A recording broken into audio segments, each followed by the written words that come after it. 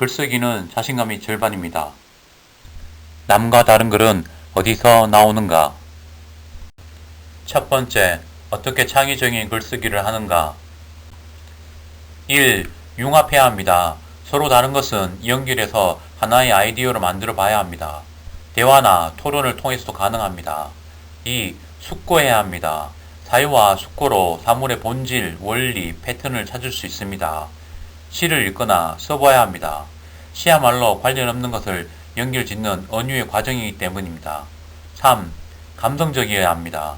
지성보다는 감성이 창의력과 직접적인 관계가 있습니다. 놀이를 통해 느낌과 정서, 감성이 고양됐을 때 훨씬 더 창의성이 발휘됩니다.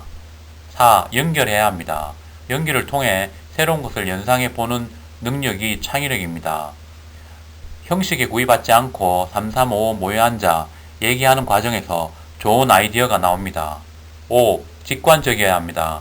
직관은 생각해보지 않고 즉각적이고 전체적으로 파악하는 능력입니다. 직관에는 이성이 개입하지 않습니다. 판단하거나 분석하지도 않습니다. 그냥 번쩍하고 떠오릅니다. 사유하지 않고 인식하는 것입니다. 직관은 학습이 필요하지 않습니다. 경험에 의해 직관이 좌우됩니다. 두 번째, 창의적인 글감은 어떻게 해야 할까요?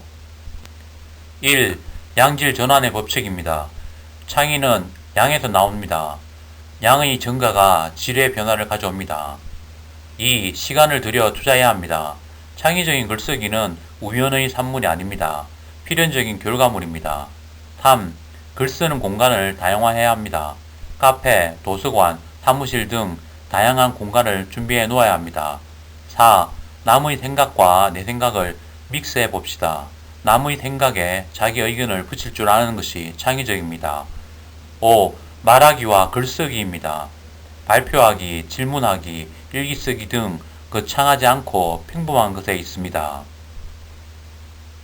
세 번째, 글을 쓰는데 탐관, 관심, 관찰, 관계, 추가로 관점이 필요합니다.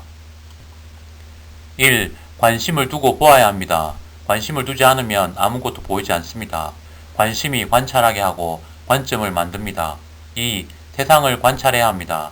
있는 세상도 관찰하지 않으면 보이지 않습니다. 자세히 보아야 알 수 있고 해석할 수 있습니다. 3. 관계도 중요합니다. 진공 상태에서 만들어진 글은 공허합니다. 관념적입니다. 현장감이 없고 생생하지 않습니다. 다른 사람과 관계, 사회 속에서의 관계, 이 일과 저 일의 인과관계에서 필요합니다. 4. 나의 관점을 만들어야 합니다. 남이 만들어 놓은 세상이 아니라 이전에 없었던 것, 새로운 것을 고려해야 합니다. 나만의 관점을 만들어야 합니다. 네 번째, 세상을 들여다본 지점까지만 내 세상입니다. 그 밖의 세상은 없습니다.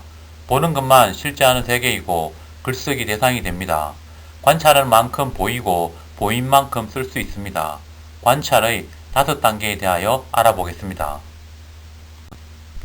1. 눈에 보이는 것을 있는 그대로 보고 글로 옮겨보는 단계입니다. 이른바 묘사입니다. 이것은 누구나 할 수 있는 것이며 에피소드와 같은 과거 경험에만 의존하면 금세 미천이 바닥납니다. 겪은 일은 한정되어 있기 때문입니다. 이를 극복하는 방법은 현재에 집중하는 것입니다. 지금 일어나고 있는 일에서 소재를 찾아내는 것입니다. 2. 느낌을 말하는 단계입니다.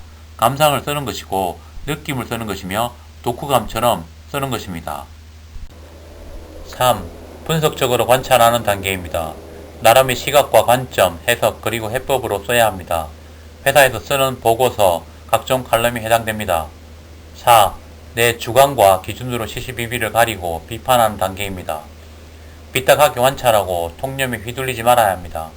비평, 논증을 할 때 활용합니다. 귀납법은 경험을 해석할 때, 연역법은 원리를 증명할 때 사용합니다. 5. 나를 돌아보는 것입니다. 양심과 정의감이 여기서 나오는 것이며 나를 객관적으로 바라볼 수 있는 사람은 양심이 있습니다. 나를 사랑하는 사람은 세상을 사랑할 수 있습니다. 5. 관찰의 마지막 단계는 없던 세상을 창조하는 단계입니다. 시나 소설 같은 문학에 필요한 눈입니다. 글을 쓰는 데는 4개의 눈이 필요합니다. 육아는 사물을 바라보고, 지하는 생각을 바라보며, 심화는 느낌을 바라보고, 영화는 너머를 바라봅니다. 육아는 단지 구경하는 것이고, 지하는 학교에서 배운 진화론을 떠올리며, 심화는 갇힌 원숭이를 불쌍하게 여기는 것이고, 영화는 원숭이가 지배하는 사회를 상상하는 것입니다. 시인 장석주의 대추 하나리란 시에 저게 저절로 붉어질 리는 없다. 저 안에 태풍 몇 개, 저 안에 천둥 몇 개, 저 안에 벼락 몇 개, 영안으로 대추를 본 것입니다. 어떻게 보는가가 중요합니다. 똑같은 환경과 상황에서도 보는 사람이 있고 보지 못하는 사람이 있습니다. 독서로 한 사람을 바꾸면 세상을 변화시킬 수 있습니다. 독서로 세상을 변화시키는 독서 세상입니다.